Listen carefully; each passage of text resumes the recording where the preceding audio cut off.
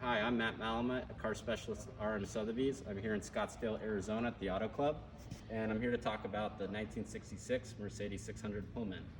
I was just chauffeured by my colleague, and this car is in excellent running condition. That beautiful M100 motor, it pulls fast.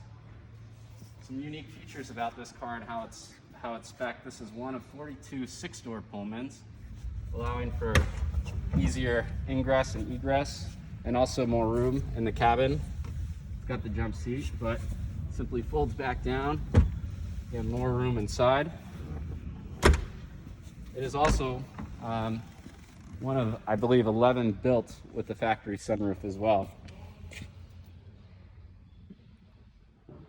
Lastly, two of my favorite features about this car are the European headlights, which in my opinion are more attractive than the US spec headlights. And this is one of 11 six-door Pullmans with the factory sunroof.